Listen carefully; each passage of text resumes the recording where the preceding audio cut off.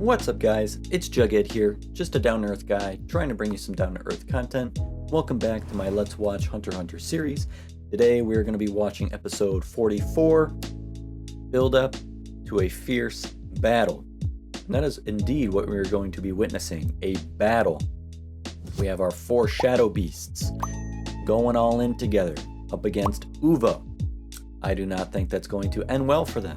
I think we're going to be down 4 shadow beasts.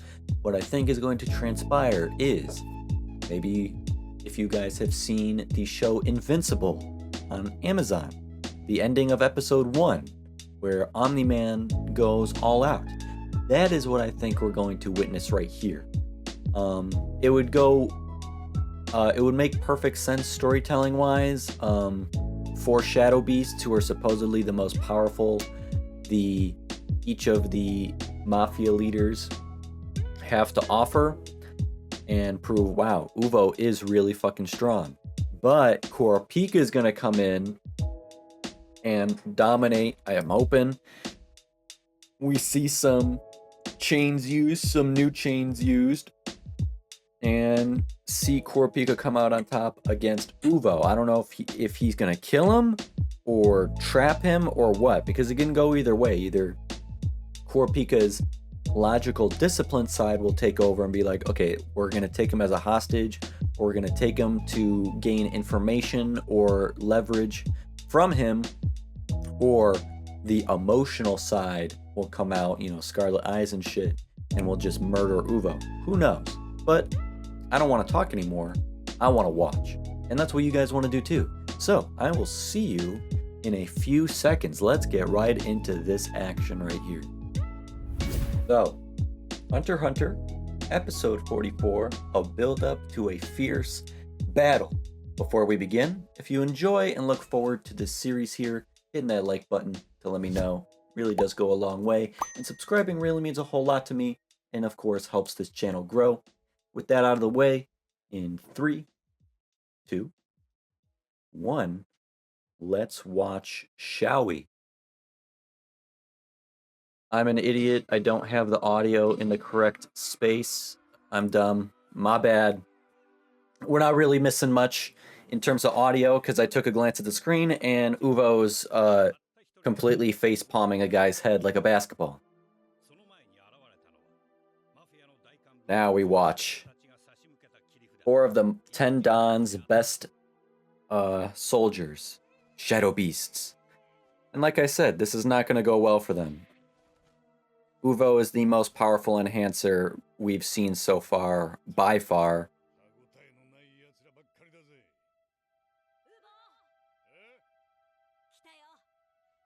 Yeah, they seem excited.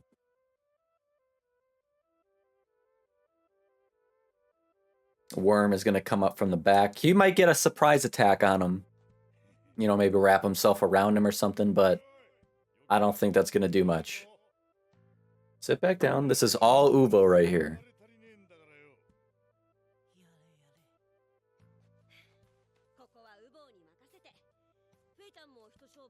Man, he is so, contrasting to everything else. Smiles, positive attitude.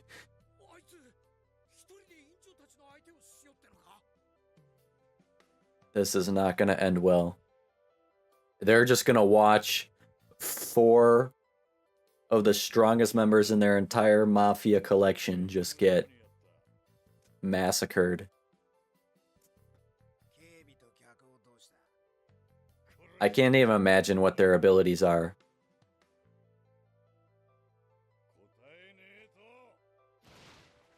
Yep, he's gonna get that surprise attack. But he's fucked. He landed a punch.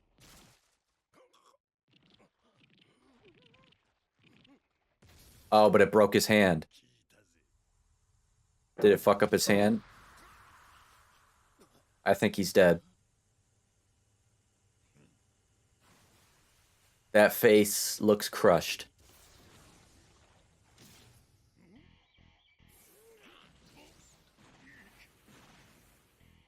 Look at him stuck underground.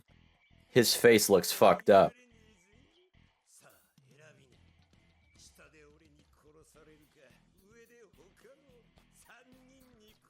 Nah, I'm not even gonna get hyped. I know this is gonna end with them all dying.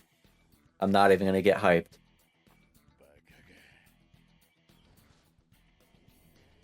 Oh shit. Oh, whoa. He's bringing all his aura into his fist. Reminds me of some Goku shit.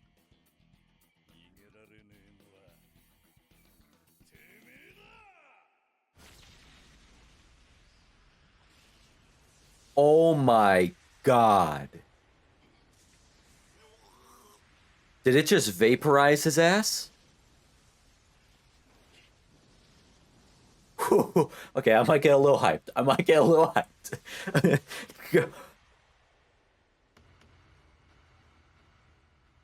Fist of Destruction. Holy crap. This is like a mini nuke out of like Fallout, dude.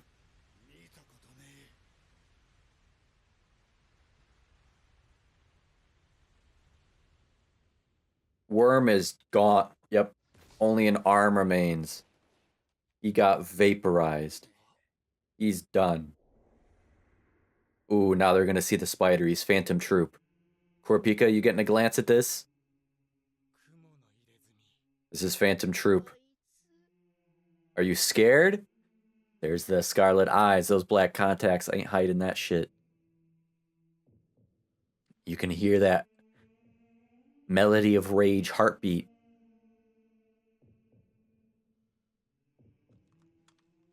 Ooh, you even see it shaking.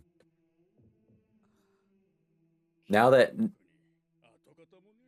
Melody knows Kurapika's past and her connection with the Phantom Troupe,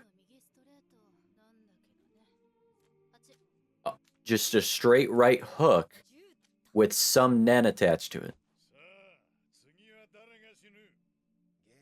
Powerful.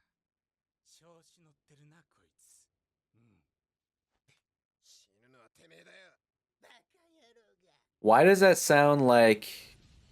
It could just be similar voices, but he sounds a lot like Mugen from Samurai Champloo. I might want to look that up later.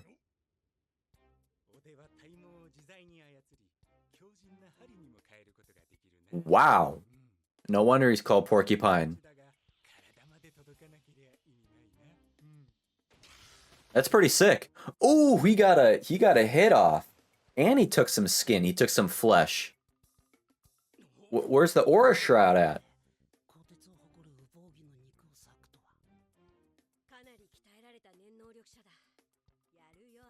I guess. Does he enhance? Okay, he has to enhance his teeth probably with Nen.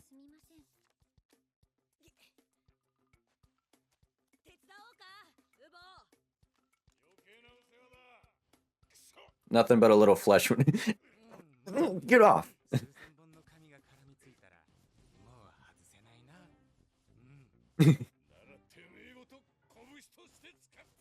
Oh shit. Did you think of that? Oh, now it's just a pillow on one side. Now it's just a pillow. Yeah, it's his teeth. His teeth have to be enhanced with Nen.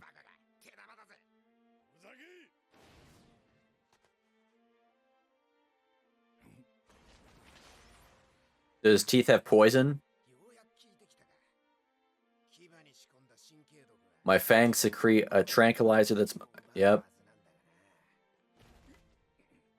Is he gonna battle through it, though?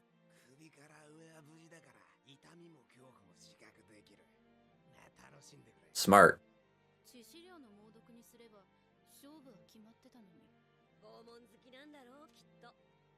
Yeah, you're... What the fuck? Is that what... Oh, yeah. Keep leeches in your stomach or what? That's fucking gross.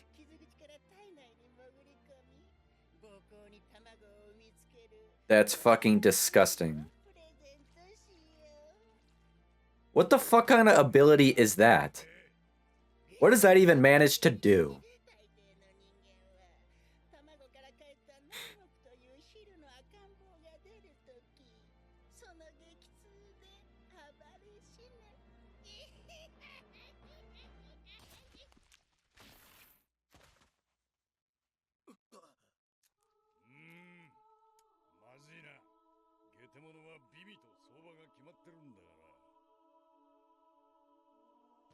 He just bit his face off and he chewed it.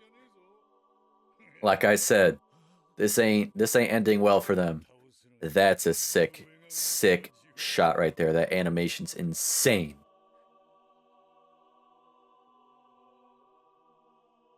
But yeah, he wanted to torture his victim, so he used a non-lethal poison. Mistake. Just kill as fast as you can. Shadow Beast will lose. I would trust that coming from somebody as logical and intelligent as Kurapika. He knows. You can just analyze the battlefield.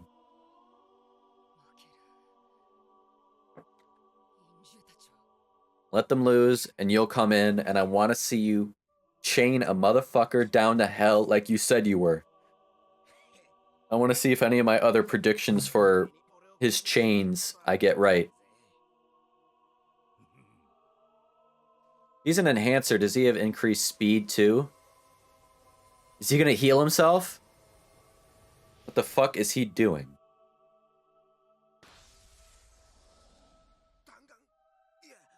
What the fuck? What the fuck? Oh my god, it went through his hand. Why wouldn't you just dodge? Why wouldn't you just duck out of the way? Why wouldn't you just duck out of the way? Yeah, you're fucked. Now the little Krillin guy's done. You don't sound confident in that statement, my guy. Uh-oh.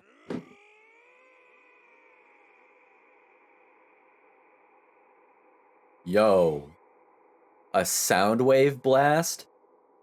What the fuck? Are you serious? You just give this guy a brain aneurysm or something? See, this is what I love to see. I like to see from Franklin with a mission. I like seeing the potential for enhancement with Uvo. Yep, he died. Literally just...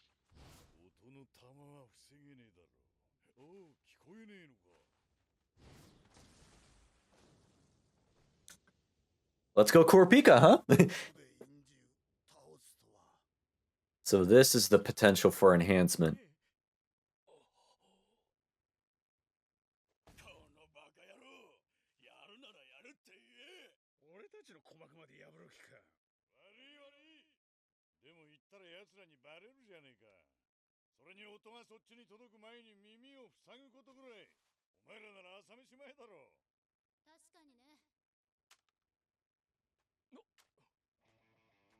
Or let's fucking go.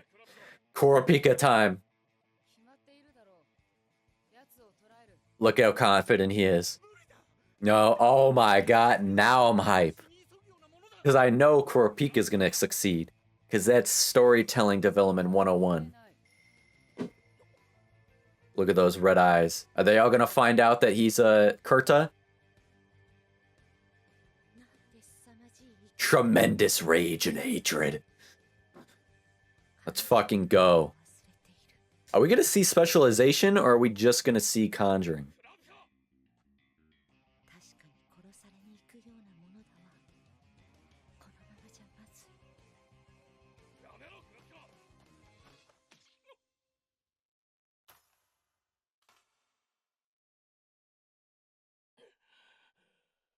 Intense. Whoa. We get some jammies.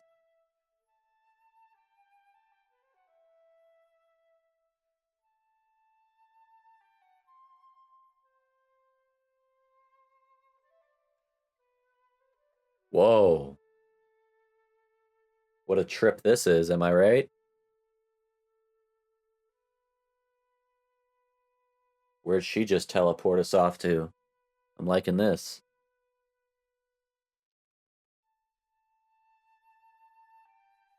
I'm gonna keep doing this. These are the vibes.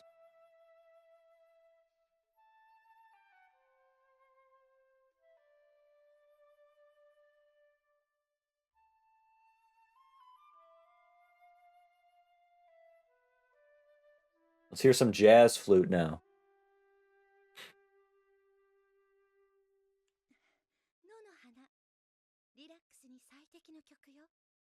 That sure. Watch it have no effect on Kurapika.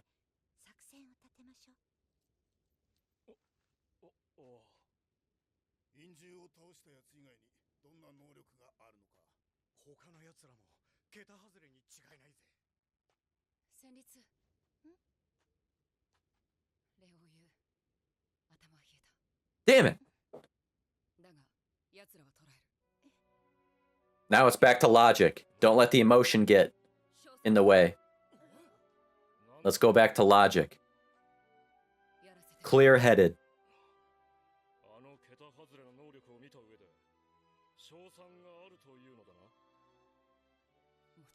Please let this all take place in this episode, please. Please let this happen in the next 7 minutes.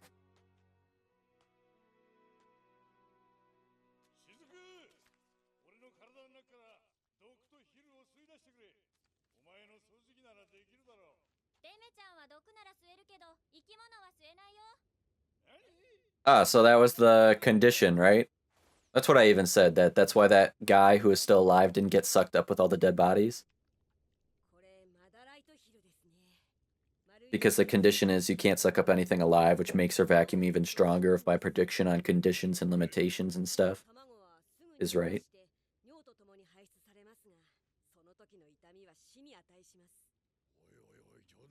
Don't joke around, my guy.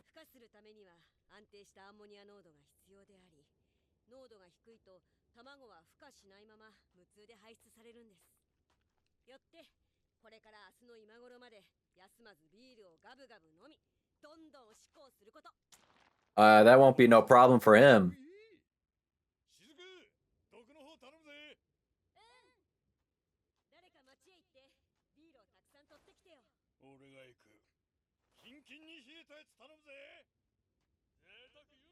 Just come back with a whole truckload of Sapporo.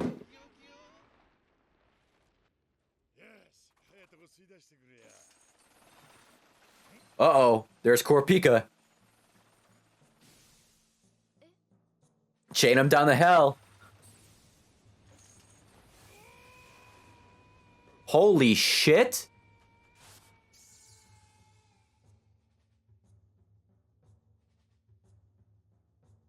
What was the Nen stitch for? To track him?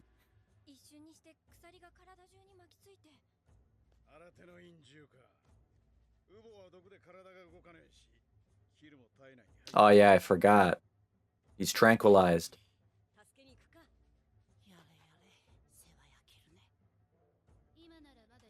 Yeah, is that like a tracking?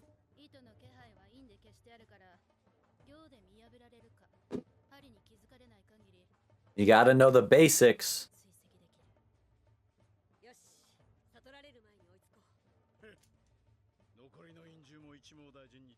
They about to find out this ain't no shadow beast. God damn it. Can shit just happen in one episode? God.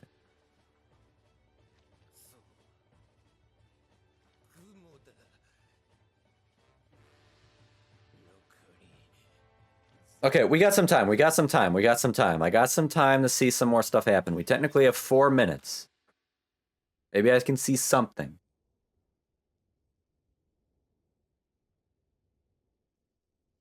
Here's our leader again. He's still reading his book? No, he's not. He's on the phone. Uvo's been taken. Chains. He in the car? Yep, there he is.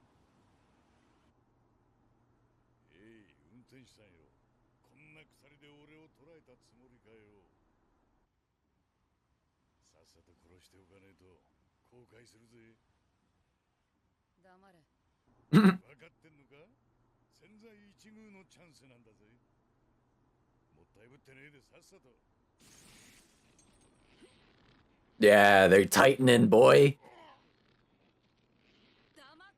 They hurting you. Damn, look at the road. Look at the road. Watch the road.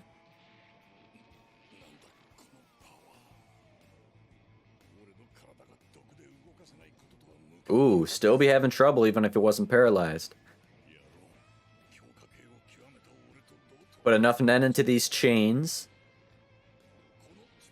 to keep a Master Enhancer in check? Hell yeah. Remember, Mizukin was like a conjurer would have a hard time going up against a Master Enhancer.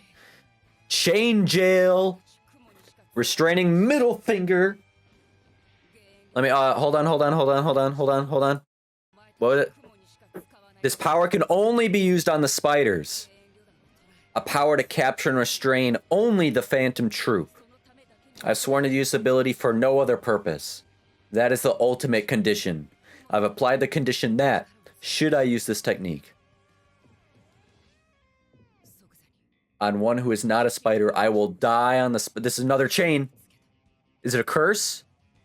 Has to be, right? It's self-imposed restriction and a covenant with myself.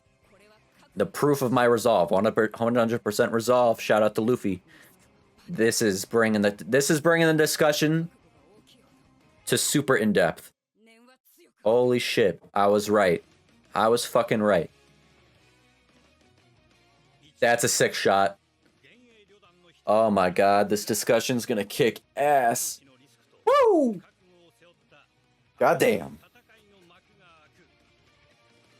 That's why the chains are so strong.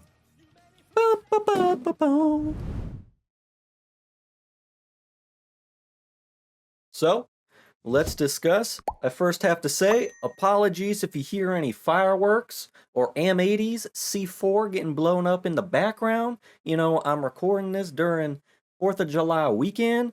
Touch grass, kiss ass, eat a steak, masturbate. There ain't no better way to show you love this country than blowing up a piece of it. God bless America. Moving on. Whole lot happened that I knew was going to happen in this episode. A whole lot of lore that I knew had to exist. But of course, a whole lot of specifics that, you know, this brain of mine couldn't possibly have thought to imagine. We're going to get into it here. Uvogin, man. He's causing character deaths so fast, we don't even get the chance to see him come up on Hunterpedia while they're still alive. We're learning about dead people over here. But seriously, the will and fortitude this man had last episode couldn't compare to the performance of pure power and brute force he showcased here. The Shadow Beasts are the top mercenaries the Mafia has to offer for the front lines, and Uvo single-handedly cut through 4 of them like hot butter, while his comrades sat around playing card games out in the distance. Between that and this episode, I'm hoping and wondering, is this where Hunter x Hunter just extinguishes the censorship from here on out? Because this was fucking GNARLY gnarly. Now, we knew what was going to happen to the Shadow Beasts. I knew the outcome. I could see that coming. But I'll be honest, I really didn't expect such short work to be made out of them. Like, yeah, they were lambs for the slaughter, no doubt. They were mincemeat for sure. But, you know, damn, I thought the battle would have lasted a little longer. But hey, that's the entire point, isn't it? This ain't Dragon Ball, you know, where 10 episodes go by and I'm still watching Goku fucking, he ain't done powering up yet. This is what I love about Hunter x Hunter and other anime that do this as well. Anime that purposely write and place fights in a spread out and infrequent manner. But not only that, but when we are served fights and combat on silver platters, each and every fight is purposeful and perfectly written for the sake of the story and the story alone and the characters within. Nothing shallow, nothing superficial. You know what I'm saying? I really appreciate that. Here's my criticism for the downfall of the Shadow Beasts. They are very cool on the surface, but like, I pause and ponder on them for a few seconds and I'm honestly like, These are the best the Mafia have to offer? These are the elites? You're the Mafia, for Christ's sake. You should have bad guys. The powerful, awful bad guys that are totally unhinged masters. That's what I was expecting. We've seen rookie hunters. We follow rookie hunters, our protagonists, and we've seen experienced hunters just from this year's exam alone, not even from the past. And Heaven's Arena competitors and the damn Phantom Troupe with they all have these super unique, powerful abilities and enormous potential. So then I see the Shadow Beasts, and I'm honestly like, eh. I kind of thought more of the Mafia, kind of expecting more. You have to know people out there like spiders from the Phantom Troupe exist in the world. Um, have the Shadow Beasts and the Mafia only like been punching down this whole time? But like I said, that's the whole point. The Mafia has never faced an opponent like them before. The top of the food chain is up for grabs. And I think the Shadow Beast problems are the fact that they are hyper specific, hyper specialized in their abilities, arguably useless on their own, or incredibly useful specifically for the operations that the Mafia wants to take on. Unless they usually work together as a team, to me, working together is necessary for them to do much of anything. Like Leech needed that open wound on Uvo to even begin anything, which he couldn't inflict on his own. He would have to rely on his allies, Rabid Dog in this case, to do it for him. And then he has to get super close to the adversary, where he then deploys his hyper specific, hyper specialized ability that leaves him completely vulnerable the entire time. None of these guys have abilities that instantly kill or incapacitate because, the Mafia wants to gain information. They want to threaten. So why kill when we can torture? Leeches that have to lay eggs and take who knows how long, and you die of the pain. Okay, a venomous bite tranquilizer that purposely isn't lethal because you want to torture them. Porcupine, who literally has no attack moves, only defense. And then a worm that I don't even know what the hell he can do besides burrow underground. Plus, in typical shonen anime fashion, the fights happen like we're playing a game of Dungeons and Dragons. Like the time for mercy has passed. Okay, now it's your turn. You choose to ready your bonus action for the next turn. Okay, now it's your turn, etc., etc., etc. As opposed to swarming in and attacking at the same time, where they might have been able to overwhelm him. One goes, he gets fucked up. Okay, now for the second guy to go in, he gets dealt with. Okay, third guy, your turn. That's what annoys me most during fights in anime. You mostly see it in the older anime like Dragon Ball and even Naruto and stuff. Like, man, if Worm grabbed him by the legs and dragged his bottom half underground so only his upper half was exposed, and at the exact same time that happened, while Uvo is distracted by Worm, Rabid Dog swoops in, takes a bite out of him, paralyzing him. Right behind him is Leech using Leech using Porcupine as the shield to get up close and instantly deposit his leeches in the open wounds, and then they get to stay clear of him. I don't know.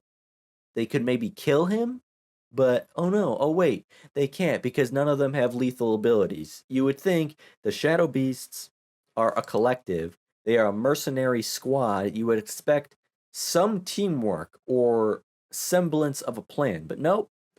They went in there cocky and unprepared, and that's what happens. You fucking die. Worm did have the right idea going for him. The surprise attack from behind, out of the ground, pulling him down. That's pretty much where the good ideas and good execution ended for the group. This is what I love. This is what I always hope to see. I said it about Franklin last episode, witnessing for the first time a master and a master emitter at that. The Nen class, I think, least of its potential, regardless of the fact it isn't too creative. Nen bullets are the first thing anyone could really think of for a mission, but it's impressive nonetheless to witness a master. But to witness for the first time a master enhancer, I think everybody puts enhancer up on top. The Nen class many would wish to be, the Nen class you definitely want to be proficient in, at least. We only knew of Wing, and I suspect Netero, but we never saw Nen used in combat or their specific abilities. So to see Uvo go up against other Nen users, that was amazing. Like, this is Hunter x Hunter. And I forgot who said it. I think it was Machi, but that Uvo wasn't even really using much Nen, just a simple right cross with some Nen sprinkled in it. And she's going to say something like that to a punch that created what looked like a mini nuke from Fallout. Like, ironically fitting that a man from Meteor City possesses an ability where his fist leaves a crater in the aftermath. And I say like a mini nuke because the energy released was so immense, it was almost that of radiation. Considering to my best knowledge, like a nuclear warhead. It completely vaporized Worm. Nothing but an arm was left. Which brings me to our Hunter x Hunter official arm count portion of today's discussion. It's been a while since we had this segment to do, but aren't you happy I didn't forget it? So, like always, let's start from the beginning. Hisoka taking those guys' arms in the tunnel before the Hunter exam. That's 2. Hanzo breaking Gon's arm. Gon breaking Illumi's arm. Guido breaking Gon's arm. Castro slicing both of Hisoka's arms off. Hisoka piercing Castro's arms with his cards execution style. Gon. Pretty sure he broke both of Railvelt's arms, I believe. I'm not going to include all the arms ripped to shreds from Franklin's double machine guns or Uvo going ham in the quarry. But we now add Worm breaking his own hand to punch Uvo in the jaw, and nothing but Worm's arm remaining after Uvo's fist of destruction. And maybe if you want to count Rabid Dog's hand getting blown right through by a skull fragment, the arm count has received quite a few new tallies. So what is that now? Like 14 around there? I really didn't bother to count. I may not be exact in my mathematics, but we get the point. I included Rabid Dog's death in that list too. We haven't even spoken about yet. Worm dies. Rabid Dog dashes in to rip a good chunk of flesh off Uvo's shoulder. Clearly, Rabid Dog is an enhancer, I believe, or at least utilizes an enhancement to make his teeth extra strong, and then I guess transmutes his aura as like a venomous saliva or something, I don't know, which paralyzes Uvo.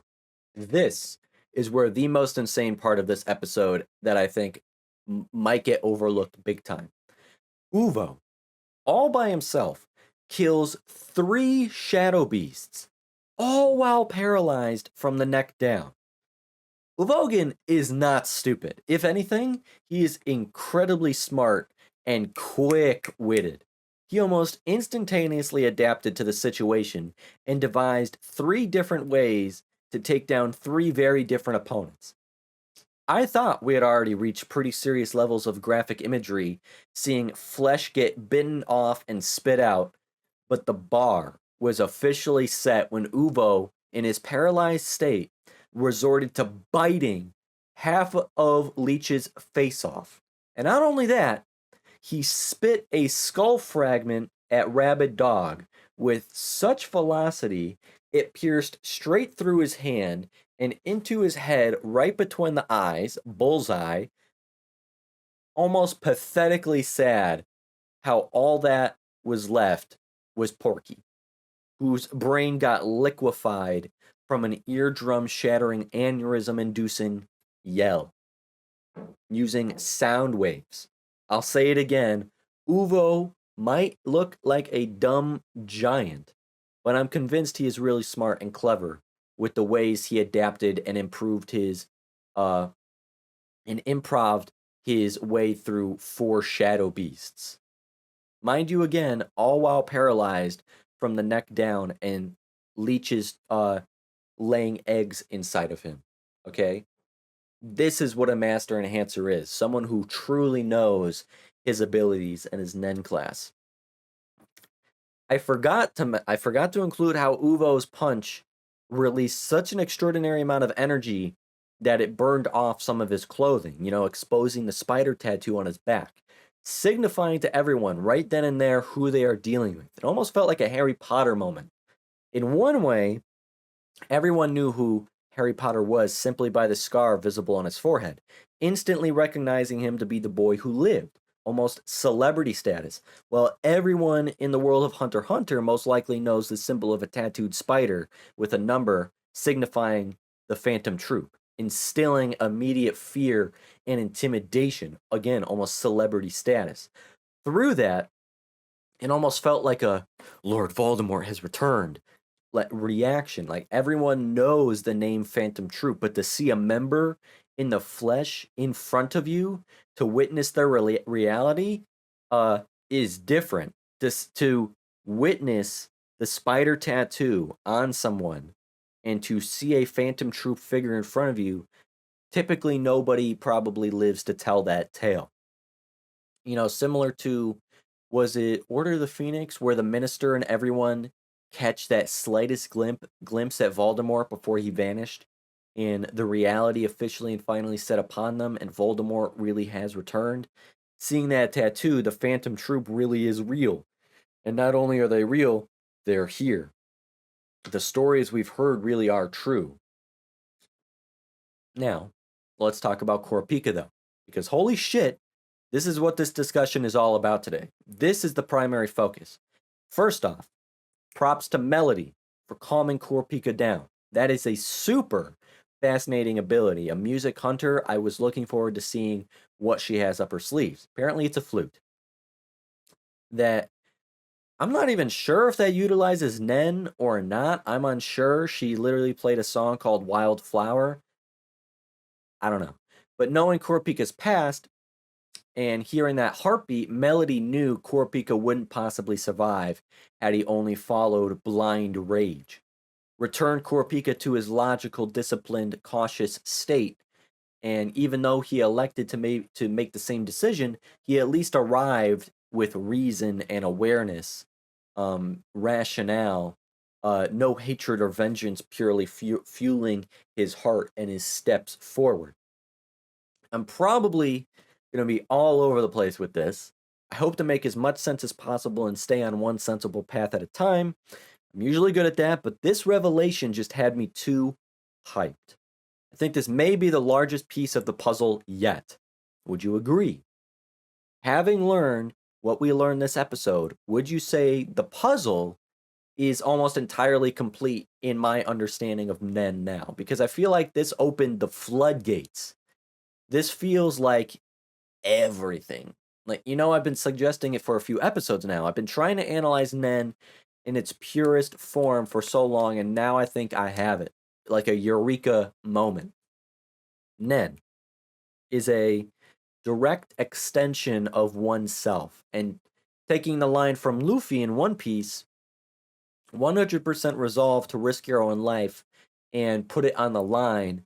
Nen not just responds, or aura not just responds to one's own willpower and resolve. I think aura is your resolve and your willpower, in the sense that Nen is the physical manifestation to what you are expressing, which is of course your resolve, your willpower, your determination, even your care for self-preservation. Whatever your mind thinks, believes, perceives, whatever your mind outputs, that is what your aura or your Nen is. You produce your Nen. So naturally, your aura is you. What you are, what you think, what your mind wills. Chain Jail is one of 2 new chains on Kurapika's hand we learned today. Chain them down to hell, he said. I predicted Kurapika must have thought to conjure a chain to do just that, chain his enemies down. But they are only mere normal chains. How then can a master enhancer not even possess the brute strength necessary to break free? Because of what I now know to be canonical in this story, limitations and conditions. This is huge. I knew conditions already existed through Basho's haiku ability and other examples I can't remember right now. I only remember that one.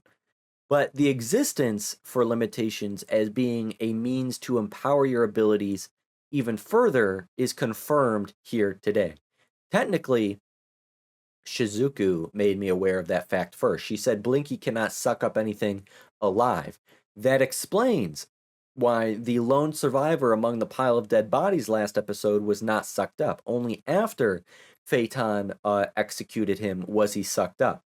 Therefore, by limiting her vacuum in this way, it is actually more capable as a result, I believe, where a normal conjured vacuum is instead a sentient being that apparently has unlimited capacity and can suck up an entire auditorium full of blood and bodies and leave it spotless. Chain jail, by default, most likely restrains Uvogin down successfully by succumbing him to Zetsu. I think it's Zetsu. Closing his aura nodes, effectively rendering him a non-Nen user. Still incredibly strong, and he may have been able to break free of those chains even then, but what reinforces those chains even further are the limitations Kurapika set against chain jail. Kurapika stated, no.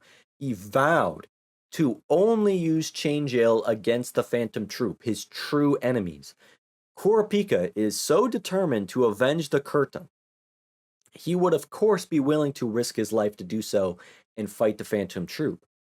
However, having the resolve and determination alone is not enough. To fully cement that, Kurapika not only vowed to only use chain jail on the Phantom Troupe, a contract was decreed of his own conscious and aware mind that to disobey this vow, to violate this contract with himself, and his aura, being as though your aura is the product of your mind, to say a product of yourself, it would immediately bring his own death. And we see the second new chain revealed, like I thought, a cursed chain of sorts, because of the whole Ghost Rider vibe I was getting out of him. There had to be like a curse element to it too, that he cast on himself. An aura chain wrapped around his own heart with a dagger at the end that would puncture his heart the moment he breaks his vow or violates his contract, the limitation he set himself. By staking his life on the usage of chain jail, by showing absolute 100% resolve to risk his own life, something Luffy would respect, the strength of chain jail is increased tremendously, which we see when Kurapika tightens the chain's grip on Uvo, and you see his face of shock that he isn't going anywhere. It's probably so incredibly powerful because there is no greater vow one could make but to put one's own life on the line. You know, vows, oaths, and contracts are not things you want to break. Even physical ones, let alone spiritual, metaphysical ones. When it comes to your own aura, once you make that vow or establish that rule with oneself, even if you don't go so far as to be willing to die, a failure in one's resolve or commitment would likely result in, say, losing your ability or losing your aura altogether. Your aura nodes close forever, as in a way you're no longer deserving or no longer worthy, as it would be the ultimate betrayal to yourself, the ultimate failure to yourself, and your aura is the manifestation of self, so it almost abandons you. Because you betrayed it. So now I'm confident in my understanding of Nen. The nuances and the detailed specifics, that'll come as we go, of course, but this is clearly a game changer in how I perceive and understand it all. I understand conditions. I see conditions as if if and statements in Excel, Microsoft Excel, if that makes sense, but for your Nen abilities. The parameters that have to be met for them to activate or work as you intend them to, and it only really makes sense that conjuration and manipulation, I don't know about specialization, but those two, conjuration and manipulation, would have conditions. We've seen that already. Whereas limitations can be done by are present in all, and are actual rules and restrictions, and those must be sworn on by the user to prove their resolve and their willpower and their strength and strength of determined mind. Unlike conditions, rules can be broken but shouldn't. That's why you put your vow or your contract on that limitation. The stricter the limitation, the greater the strength. I've been using this analogy for episodes now. You take X amount of a gas and you place it in a container. That gas is under a certain pressure. Holding everything else constant, move that same amount of gas into a new container, half the original size, smaller, it will be under an even greater pressure. And you keep do that. I see it the same way Kurapika's aura works using Chain Jail, an ability that can only be used on 12 people in the entire world. I don't even know if the ability would work in the first place if used on anybody else. So I would say it's an ability only possible towards 12 people. Anyone else other than 12 spiders, Kurapika dies. Therefore, it is extremely strong. An equal exchange for an extremely limited ability. Equal exchange. Gotta imagine. It was in real life. There's 7 billion people on this planet, and you can only use your ability on 12? Holy shit. That's what I wanted to focus on during this discussion. I'm happy with that. I think I stayed on track well. I think I didn't jump all over the place. That is by far the most important takeaway moving forward, you know. Speaking of moving forward, a lot of interesting conflicts are sure to take place. Machi's Nen stitches have a genius additional use. A tracker was placed on her by her to Uvo, so it's a link between the two. Did that just as he was snatched away, meaning the rest of the Phantom Troupe can follow that line of aura all the way back to Uvo, you know, given Kurapika or anybody else doesn't notice it if they don't use Gyo. We also have 6 remaining Shadow Beasts that either Dalzaline will call in or I don't know who else. We know Owl. He's the one with the actual items. They'll be after him for the merchandise. Once the paralysis wears off, I'm eager to see who is stronger, Uvo or Kurapika. Will the chains hold? I imagine they will, because I still think Uvo will lose his aura from Zetsu, and the limitations buff will overpower his strength for sure. I only wonder what Kurapika plans to do with Uvo. I don't think he will kill him outright. You know, the Mafia, more so Kurapika himself, want information on the troop, which he's obviously not going to share. If anything, I think Kurapika, in his genius, yet sick, twisted mind, maybe lets Uvogin kill himself.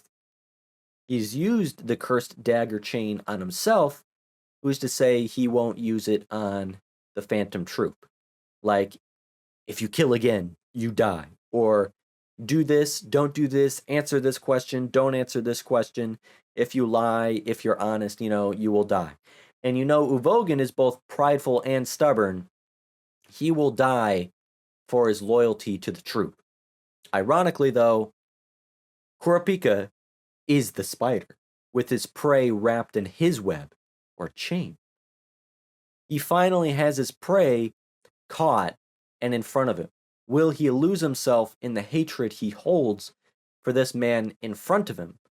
Those scarlet eyes, to me, are more symbolic than they are literal. Behind those eyes is hatred and suffering. He walks a path with a fork in the middle, 2 possible destinations: retribution, damnation. After departing his friends months ago, it feels and appears as though his footsteps lead toward the latter, towards damnation. Was our time with friends a healthy detour, as means for escape or merely the calm before the inevitable storm of perdition? Can redemption and inner peace be found in the love, the care, the loyalty, and the goodness of his fellow hunters, and more importantly, friends, both old and new? The names Gon, Killua, Leorio, he has hopefully not forgotten, and Melody, who we have seen soothe the rage within him. Kurapika seeks to chain his enemies down to hell, yet his chains ironically symbolize his own imprisonment, consumed by the hate and the vengeance. A lot we got to think about, and I can't wait until next episode. But I think that's where I'm going to end today's discussion. If you enjoyed the video, hitting the like button to let me know does go a long way. And if you haven't already, subscribing to stay in the loop really means a whole lot to me and helps this channel grow, of course. Keep the conversation going in the comments so I can connect with you even more. And remember, Jughead Journey members get early access and exclusive content over on my Patreon. Having said all that, and with that said, so long, farewell, until next time, thank you, stay happy, and I hope you have a good one.